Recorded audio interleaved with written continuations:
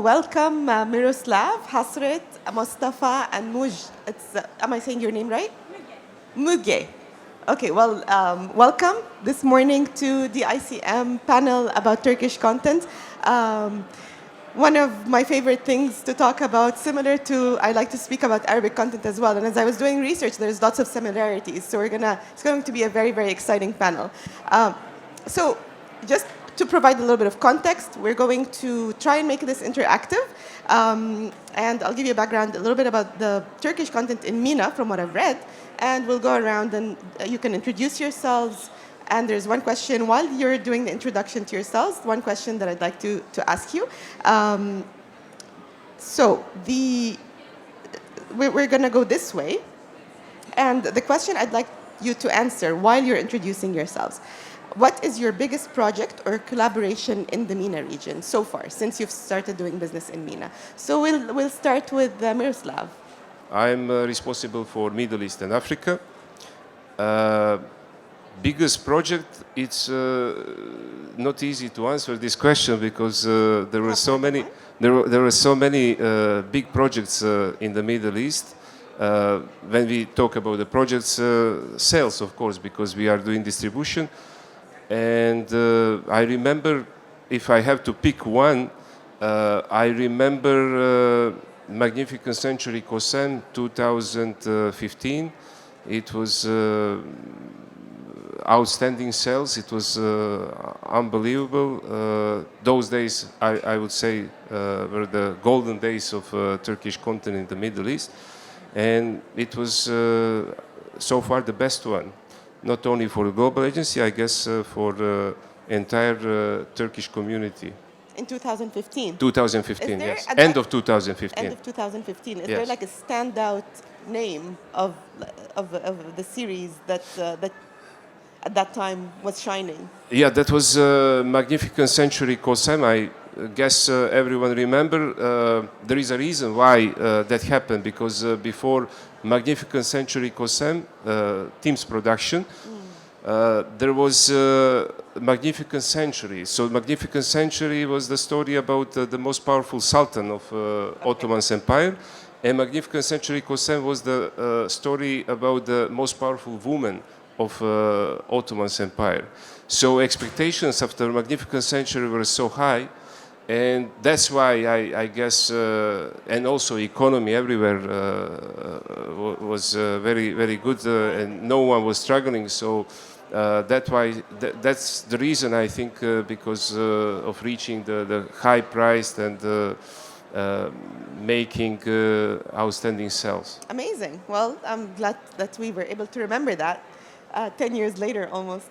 Hasret, just a little bit about yourself and, going back, any big shining project or collaboration that you've done with MENA before. Yeah, so I'm Hasret Ozcan from Medya. I'm the president of the company.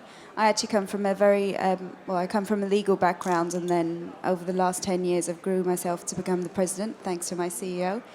I think for Medya, what was the biggest? I'd say Black Money Love. Back in the day, I think that was one of the biggest sales that we had conducted in the region.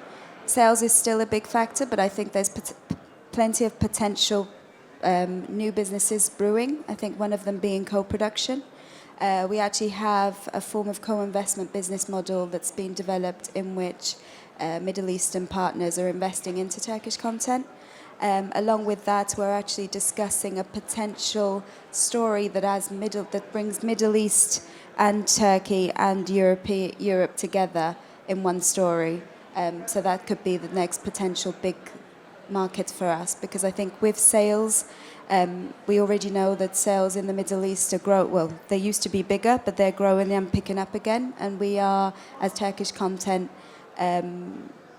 pretty well known in the Middle East. I think we rank number 2 now in Middle East. So it's a growing market. I think it's best to say that we're looking for newer business opportunities to bring Middle East and Turkey together. Amazing. And what's the one title from Intermedia that kind of, throughout the years you feel really worked? You can throw a name. I think... Or two. Black Money Love. Okay. Probably the biggest. I think. And then Endless Love was a very popular That was last name year as well. Yeah. Yeah, I remember that one. Okay, well, thank you for that. Mustafa, over to you.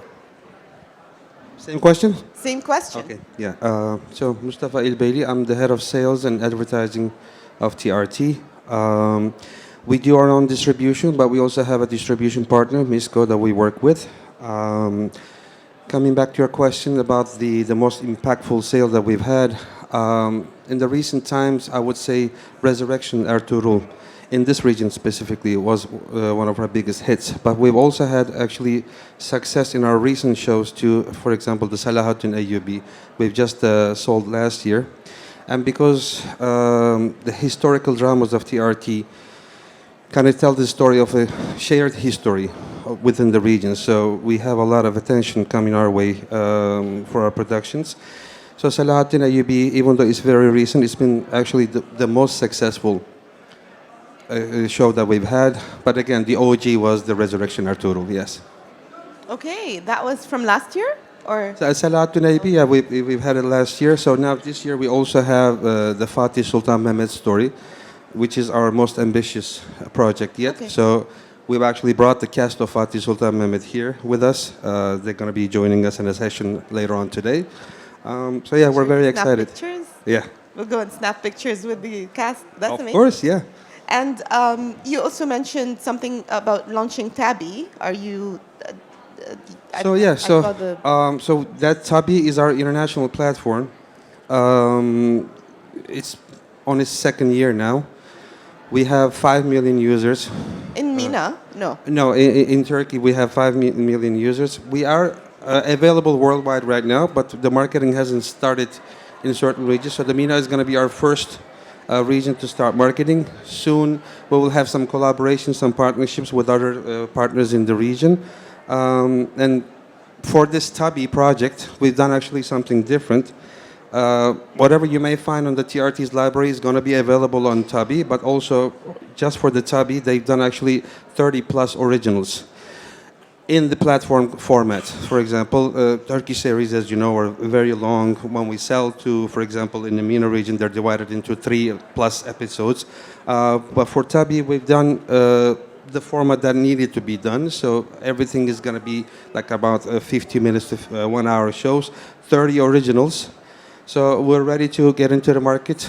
And then, of course, I guess coming back to your question again about that, we will be doing some partnerships, some collaborations with the studios in the region too. As you know, any big platform going into any region gonna have to do such a thing, and Netflix does it, Amazon does it, and Tabi will be doing that as well. Yeah. And amazing. And that's scheduled for this year, right? Or next year? Oh yeah, it's going to be 2025. Yeah. 2025. For the Tabi, yes. I mean, again, it's available, but the marketing hasn't started, the collaborations hasn't started, so soon That's all you will good. hear more about it. Yeah. Amazing. Looking forward to that. Muge, am I saying your name right? Yes, Okay, okay. great. Over to you, please. Hello, everybody. It's a very quite proud to be here again in Dubai, and thanks for the invitation also. So I'm the head of sales at ATV. It's a free TV channel in Turkey. It's a private one, and we are one of the leading TV channels. So I'm heading the distribution arm of the channel, and so I think looking back, I think the most successful series, again, it's a historical title, called The Ottoman. Right now we are on season 6 actually with the series. And that's the most popular in MENA or worldwide? Yes, that's the most popular. Also, it's because also we are producing a season every year, so it's also very updated. But also, since it's a historical series and it's led by a very popular actor in Middle East called Burak Özçivit, so that's why it's also very popular. And of course, it's also about the Ottoman periods, how the empire was formed. So it's also very appealing to the audiences, I guess. Amazing. Well, thank you for that insight. The next question is going to be a simple yes or no. So just one answer, yes or no. But to give you a bit of context before I ask this question. So the MENA region, Turkish content resonates with the 22 countries of the MENA region. So it's not, it might be popular in certain, like Iraq, like we just saw with the parrot data, but overall, it's popular everywhere in MENA. Turkey, as a content industry, as a drama series industry, started exporting only less than 20 years ago. And the size of exports of dramas have now almost exceeded $500 million a year. So that's remarkable. Now, there's a lot that we're going to learn from that, and the questions are going to come later on. And it became this, in less than 20 years, it became the world's second largest, the second biggest exporter of TV series. So that's amazing. Now, the question is, yes or no, true or false? When it comes to exporting Turkish content, from your point of view, you're the biggest Turkish production houses considered, we could say in the world. When it comes to exporting Turkish content, stories must work locally first and prove popularity in Turkey first before you attempt to export them. True or false? True. True? Okay, so Miroslav's true. I'd go against that and say false. Hasret is false. Mostly true, I would say. True. Mostly true. True. Can we have a raise of hands if you think Turkish content should work locally first in Turkey before it gets exported? Who thinks it's true? Only 3 people? Okay, so now you're going to have to back up your answer. So Miroslav, you said true, right? So you think that Turkish content must work locally first before you attempt to export it. So there is no such thing as made for export. Why do you think that? Why do you think so? I think this is sales point of view. So producers might think in a different way, and I guess colleagues from intermedia, they think in a different way because they are also co-producing. So we're gonna listen also their point of view. But from sales point of view, if you want to sell something, it doesn't matter. You sell a series or you sell something different. You have to have proven track record. So you have to. You have to have data to back it up. Exactly. You have to give something to the client you offer, because I always look at our clients not like real clients. You do like single shot and that's it. It's not a good sell because that client doesn't come back. Mm-hmm. So we prefer long-term collaboration that puts salesperson in a position more like advisor. Someone who is giving consultancy to the channel. So to be a consultant to your client, you have to know your client very well. You have to learn the client very well, the needs, programming. And then you come to the point like this project is good or not for you. For example, Muge and Mustafa, they've been saying about some historical dramas. My opinion, not all Middle East channels are broadcasting historical dramas. So also in the Middle East we have these differences. But cut it short, it's very hard to sell something if it's not working in Turkey. And now in digital era, everyone is following the ratings, and we talk all about the ratings. So the first question when you meet your client is how it's working in Turkey. So okay. that's the first question. I love your data-backed approach. You're a real salesman. You know that you use the data within your sales kit to make a point of why a series would or would not work for your clients. So that's actually very very straight on, very on point. Thank you for your opinion and your comment. But it's true. I mean, for some channels, even though if you have high ratings in Turkey, for example, it won't work in the Middle East because their audience is a little bit different. So in the end of the day, in order to be a sell, I think the content should be proven and having a track record. Turkey or elsewhere, and also for the salesperson, it's very important to know the client very well and the needs of the client, and to be sure that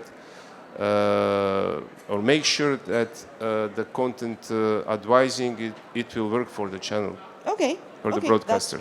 Yeah, it's very important to have that track record that you said. Hasret, you said no. You said that there is you can make Turkish content made for the purpose of export.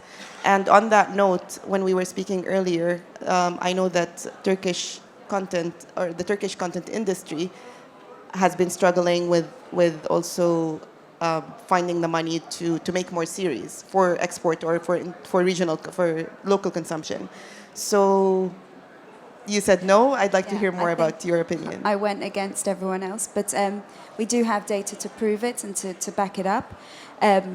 With all honesty, going back 2-3 years ago, that might have been the case. What worked well in Turkey would have worked well in the international market. At the moment, I'd say viewers, because obviously coming from a company that does both distribution and production at the same side, we do evaluate what the Turkish audience are wanting and craving for every day. And what they crave for is something more different than what the international market is actually asking for at the moment. And I think that's where we're struggling Turkish content-wise, because we can see a trend that what's working well currently in Turkey and achieving over 7 or 8 ratings is not necessarily the type of content that is going to be licensed in the international market. So I'd say ratings, I agree, from a sales point, it makes life much easier because you can just be like, okay, here are the ratings and it did well. But that's just from a sales point concept of making your life easier. Whether it will work well is a question mark. I can give examples. For example, we have one title called Black Money Love. The ratings, especially towards the end of the show, it was getting nothing close to just a bit over 2 ratings, but it's one of our most outperformed titles in the international market. We've sold it to over 100 different territories, and it's done very well. On another note, which is more recent, Maraşlı, The Trusted, it's a title that was actually broadcast on ATV. It didn't go well. It ended on, well, it didn't do well, as in it went on to 26 original episodes. It didn't get the best of ratings, but for example, especially on DMI in the Middle East, it did very well, and we're actually being approached by other broadcasters in the Middle East showing that it's performing. Then we do also have titles that have never had a broadcast reach in Turkey. Love and Pride being one of them, which will be screening in the afternoon today in the Arabic language. The Girl of the Green Valley is a second. The Girl of the Green Valley was actually sold to over 30 different countries before we actually aired it in Turkey.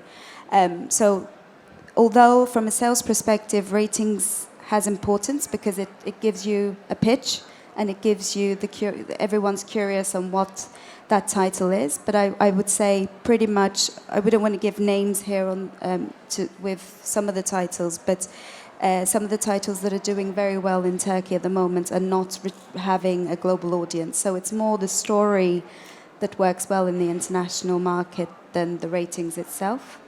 And I'd say, going back to your point on productions and the budgets currently in Turkey, so a Turkish broadcaster at the moment cannot actually pay 100% of the production budget.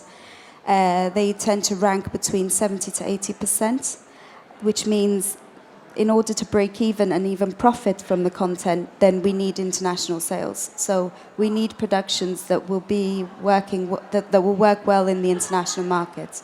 And that's recent. So in previous years, were you able to recoup 100% from the local market? Yes, I'd say about 3 to 5 years ago this was the case. Well, I originally joined Medya 10 years ago, and I'd say we didn't receive so much pressure from an international sales perspective, but now it pretty much relies on international sales. Very interesting. The times are changing. Thank you for that insight, Hasret. Mustafa, you answered no, right? No, I actually say mostly yes. Mostly yes, sorry. So Let me explain the mostly part of it. I guess it also depends on the business model. So the Muge and I represent actual channels here. So our first focus, of course, Are the audience? the country, right? And then for it to be successful outside of the country, no, it doesn't have to have really good ratings in Turkey originally, because we have some shows, as she mentioned, that does really well in Turkey and not so much outside, and vice versa. Some shows are okay enough to continue for us in Turkey and does really well for us outside. But for us to make the decision to go ahead with a season 2, season 3 of a show, it has to do well for us in Turkey too, right? So that's the mostly part of it. It mostly has to do well in Turkey, because otherwise it could be a short-lived show. Even though it could perform well outside, it may not have enough episodes to continue. That's the other reason. Yeah. Okay. Okay, interesting. And Muge, what's your point of view? You said yes. Mostly true, yes. Mostly, I said yeah. mostly true. Well, again, from a broadcaster point of view, it's important that a series is a successful one in the local market in order to continue with that series. So if you want to export it, because the question was if it will work in international market or if you can actually sell it. So for you to sell it, you have to have more episodes because Turkish series are known for long-running series, right? So you need to have at least 2 seasons or 1 full season in order to be able to export it.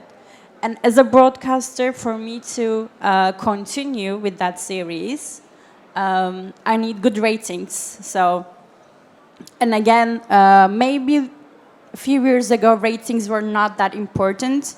But right now, also actually with the series that were produced just for international markets, so which were not ever broadcasted in Turkey, for example, I think the clients realize that the importance of ratings are maybe is a good indicator, and sometimes, you know, because if a series works in Turkey or doesn't work in Turkey, I mean, it's a very good indicator in the end of the day.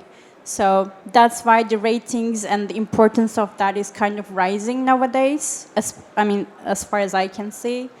And again, if you want to sell it, it has to be longer episodes, and in order to keep that, you need good ratings in Turkey. Okay, you mentioned, both you and Mustafa mentioned a very interesting point, which is from a broadcaster's point of view. So we're talking about if Turkish series works, and you know, we're talking about ratings and how it's important to also get some of, you know, with the past 3 years, the funding has diminished, and so there's more reliance on international sales. Now, what about the other way around?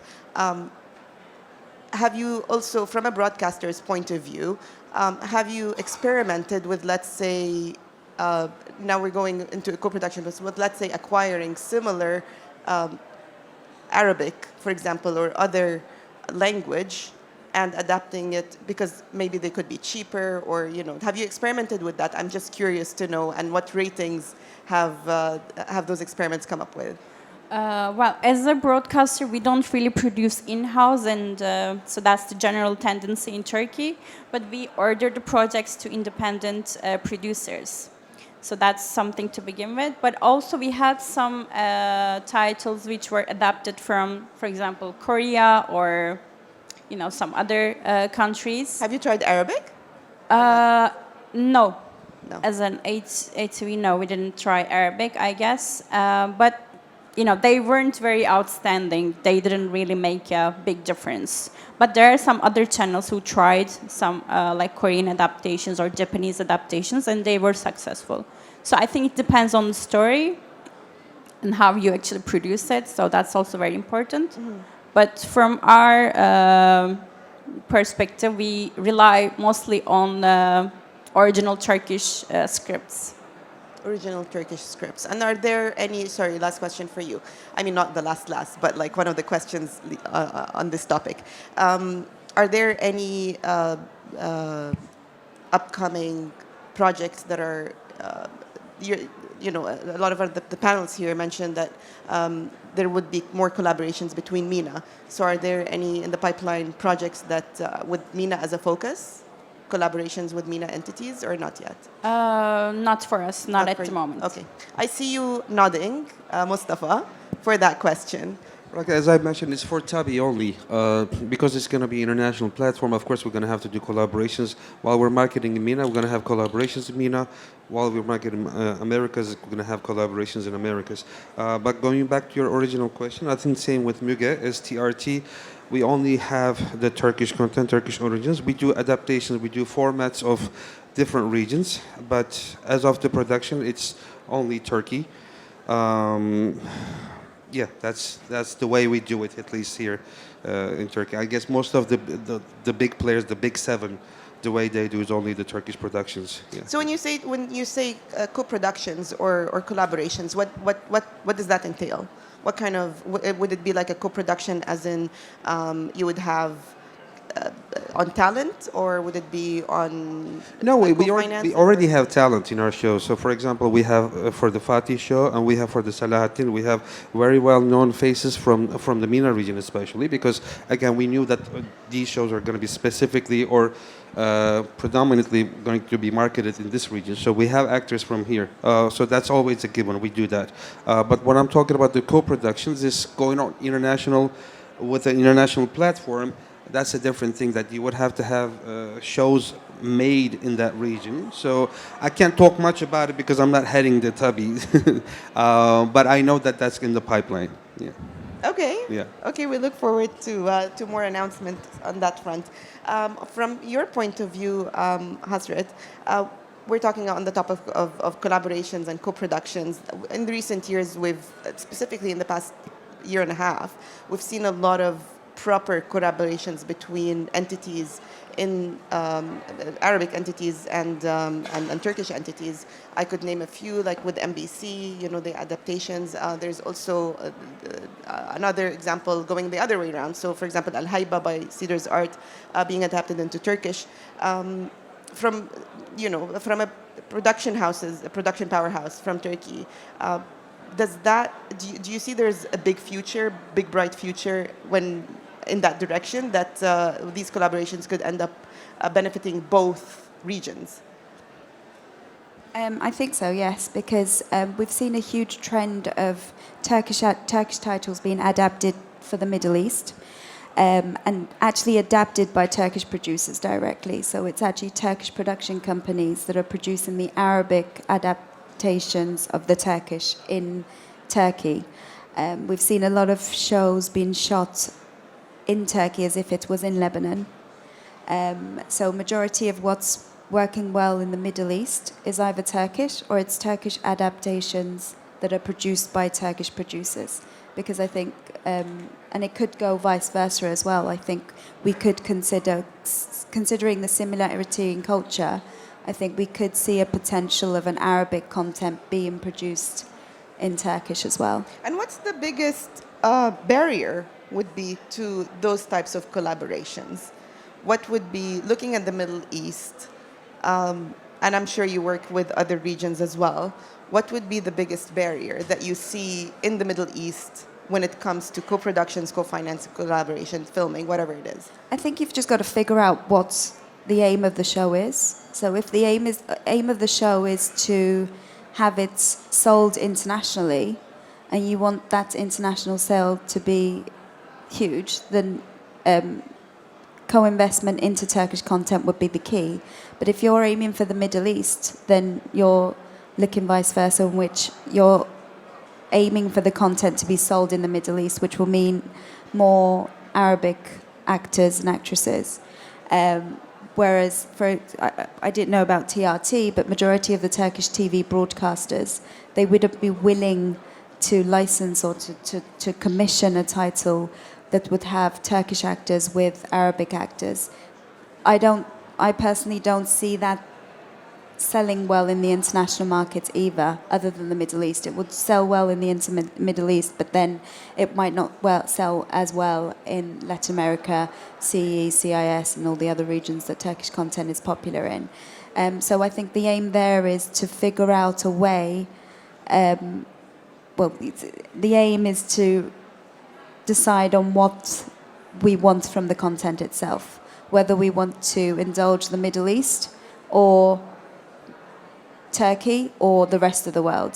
So once we have the case, then we can figure out a business model that will work for each Okay, region. and that, I guess, a big part of it would be measuring how much of the business comes from the Middle East. Yes, And then, you know, and putting- financially as well. So Yeah. if you're covering the costs from the Middle East and Turkey, then you can do something more related to the Middle East. Okay.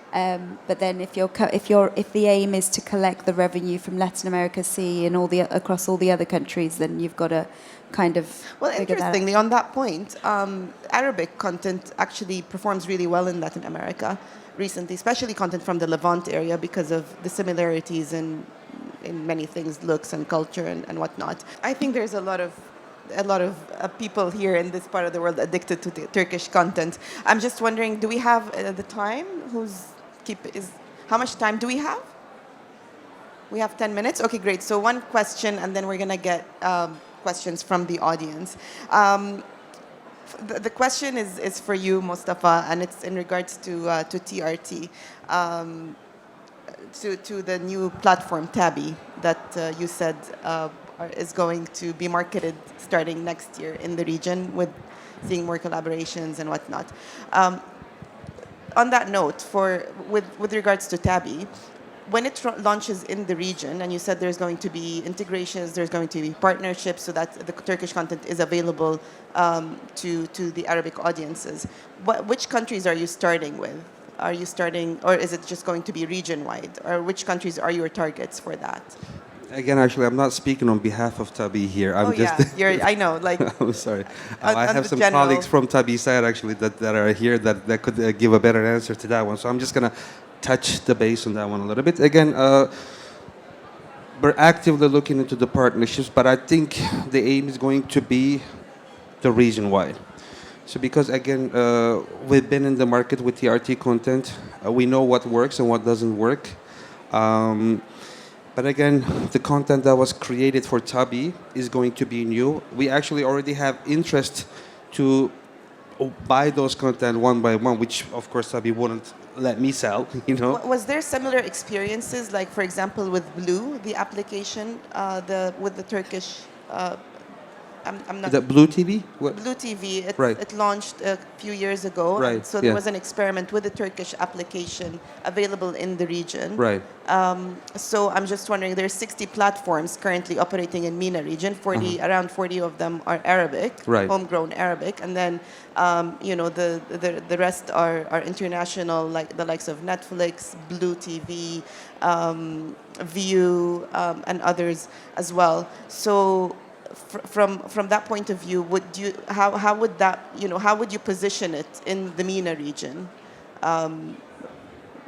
With the content that you're saying it has a different edge. So I'm just wondering what edge is there for that positioning in MENA? I'm in the middle of all these applications. Right, because the first edge that it would have the already available huge library of TRT. We are obviously the first and the oldest channel in Turkey. So are you still going to be selling it? Sorry. What's that? You're still going to be selling the content, or you're We're not? still going to be selling the content too, yes. But then also most of it's going to be available within the Tabi platform. We're looking into different ways of partnerships, of course, you know. I mean, if you ask me, I would rather keep the TRT content for myself, but then we're always looking in different methods of partnerships in the region too. So again, I can't really speak too much on behalf of Tabi there, but there's the ways of collaboration. There's with the local producers, with using the local actors. There's the ways of the partnerships with the telecoms and whatnot, and they're all working on that right now. Yeah. Okay, amazing. Well, thanks for that insight. Of course.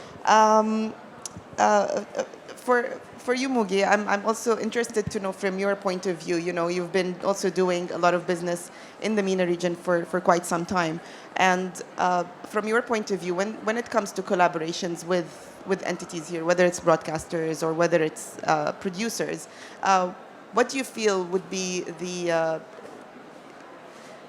barrier that you're facing mostly? Well, actually, we just remembered we are producing a format for a local channel here in Dubai in our studios in Turkey called Who Wants to Be a Millionaire. So we're producing that format with the Arabic team and all that, you know. Just the technical and the background team is from ATV. So that's also one collaboration that we're doing, at least. But what could be the barrier? Well, since we are not really producing together with the MENA region, I don't really have that experience, so I don't really know what could be the... So this is your first experience? Yeah, that was the first experience that we did, and it wasn't on a Turkish drama, but it's on a format. Okay. And I think it's turned out to be quite successful one, so we have managed to do a good job there. And from the series point of view, I think it could be again the language, the dubbing, the cast probably, you know, because since we sell internationally and not only in Middle East, so we have to think about like CIS, Europe, Latin America also. So, and why Turkish content sells more, because they are already very familiar with the Turkish cast and the faces. So it could be difficult if we have a mixture, for example. But I think, yeah. I love the openness. You know, you're looking to experiment. You had the a positive experiment that you had, and now you're saying you're open to experimenting with other structures. That's amazing. One question for you, Hasret, regarding you said there is.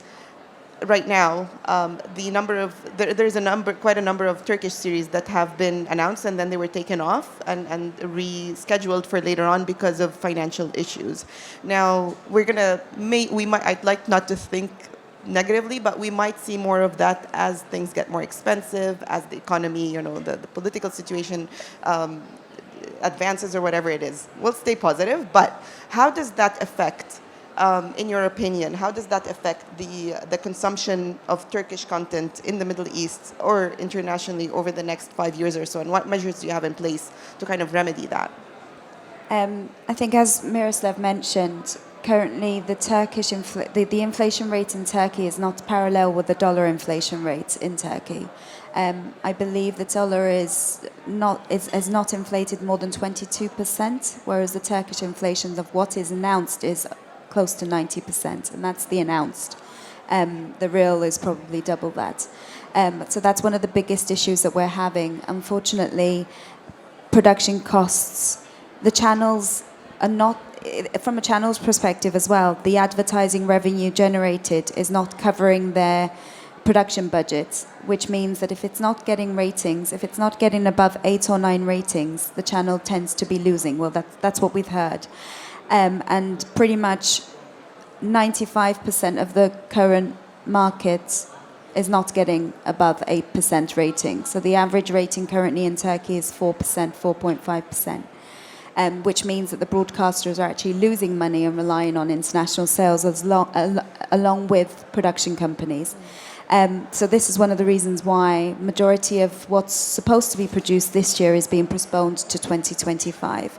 But knowing Turkish, I know that we'd find some way or form of continuing to produce.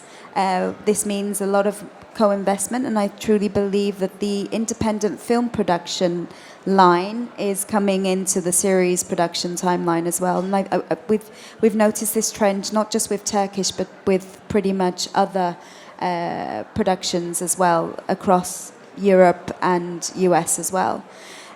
So that's I think what's going to be happening. So we're not going to have it's not just going to be the producer and the broadcaster owning it, but maybe other partners. And we've actually done this. We've done this with Telemundo Universal in the US. We've actually received co-investment from them on 2 of our titles, Blue Cage and my mind's gone blank, Hijran. Then we've received investment from Caracol Colombia for Leilifer. And then we've received investment from MGE, which is partially owned by Mega Global, for Love and Pride. So that's one way of taking and producing more Turkish content as we go along. And we've actually noticed that the Turkish titles are attracting attention of bigger studios from the UK as well, willing to invest into Turkish content. So that's one way of taking it. but it does have the handicap of the broadcast. So if it doesn't do well in Turkey, then the broadcasters, and we don't blame them because obviously they start losing money and they have to take it off air. But will it have an effect on the amount of productions that we do? I'd say not necessarily so. People would just probably get together and still continue producing. Well, that's the truly international outlook, right? So, like Miroslav mentioned, every hurdle there is always a nice story that comes out of it later. And to that note, I know we're short. We're a little bit short on time, but this is the last question for you, Miroslav. Now, you mentioned because you're specialized in sales. And one of the aspects that we've seen recently in the MENA market is that the hyper-localized platforms, like I mentioned, there's 60 platforms in the region, 40 of them are Arabic, and a good percentage of that is hyper-localized. For example, in Iraq, you've got, the Iraqi dialect. In Egypt, they would dub into Egyptian. So we didn't see that before. Over the past 5 years, it would be according to the genre. So Turkish would automatically be dubbed into Syrian. A comedy would be, the first thing that comes to mind, it would be Egyptian. Now, would that be another monetization aspect from your point of view, that you would further split the rights, selling the rights separately by investing a little bit more in dubbing? So you would sell, rather than territory, you would sell also rights for dialects. You would sell Iraqi dialects separately. There's 5 major dialects in the MENA region when it comes to content trade. So is that another revenue source that you might be considering, like further utilizing the dubbing aspect? It's interesting perspective. I'm not sure because the major clients, when they are buying and they are trying to cover entire Middle East. And also they insist into contracts to have the certain period of exclusivity. But as a library, yes, definitely it's something what is opportunity, which gives us a chance to sell it more times. More windows. Exactly, yeah. more windows and make more money. So definitely it's an opportunity, and it's booming. It's not only in the Middle East. We see apps everywhere. It's normal with, as I said, we live in digital era, and it's normal that audience is consuming content very fast and everywhere. So it's very normal. It's hard to say where it's going.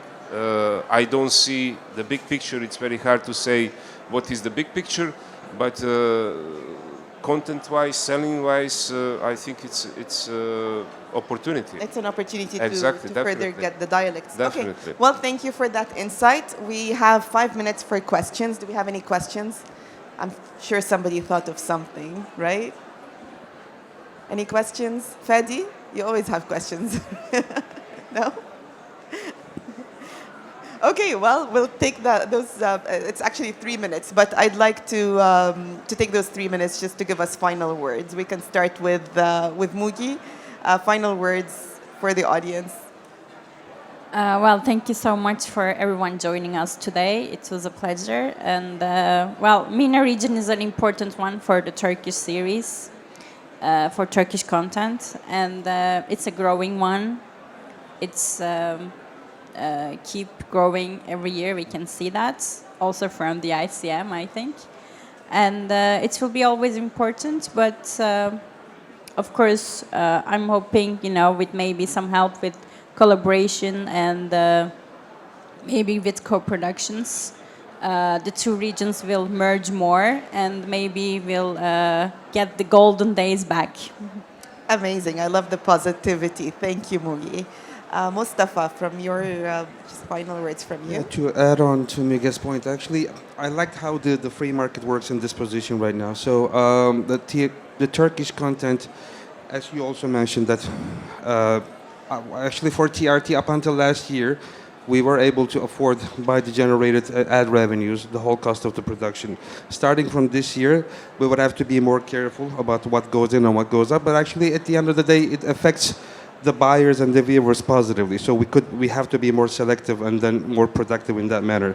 And then it also works in our favor too, because the Turkish content in this region, because of all the cultural and value similarities, that always has been working well. We just raise the bar in the production quality now, and then again it helps everybody there, and we're actually quite happy with the way things are going. Yeah. Amazing. I love to end on a positive note. Hasret.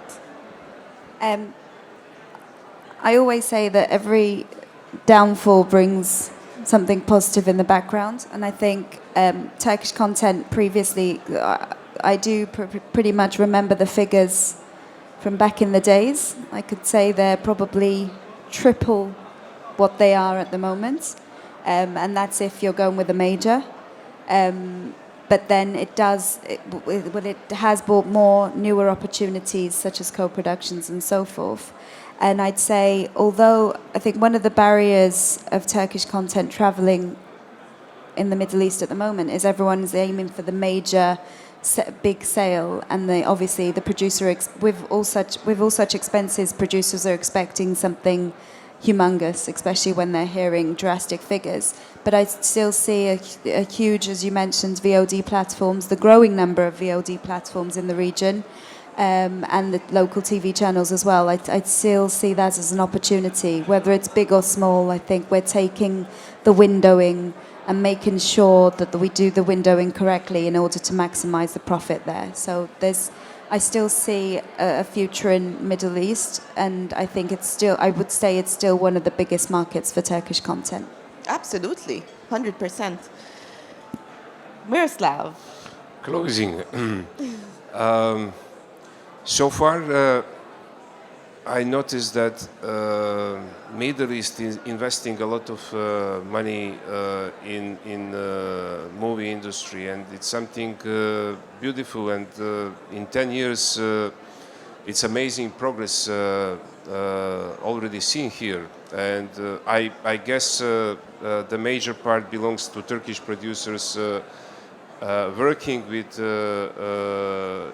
or co-producing with Arabic producers and sharing this know-how. I think it's very important for Middle Eastern producers to learn this know-how from Turkish producers.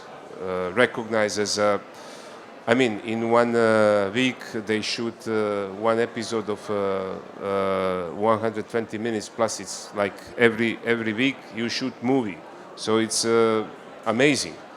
So what I see as the next level, as the next step, and it's something what's coming to Global Agency, although we are not on the production side, but Global Agency is a brand with reputation, and clients trust us, and they come to us and they ask, how about to co-produce something in Turkey? Although we don't want to play this game, but we want to run the game in a different way, not as a co-producer, but getting all the major players on the table. So I believe that moment is coming very soon, and that would be a positive impact on the whole industry, and also Turkey as a market. So it's interesting. We'll see how it will be finished. It's definitely interesting to enable all these partnerships. Yeah, somebody has to take that role. Well, thank you so much for your insights, and it's a pleasure to have you here. Welcome to Dubai, and I look forward to and we all look forward to seeing you again in the market. Thank you for being the lovely audiences that you are, and we'll see you around. Have a great day.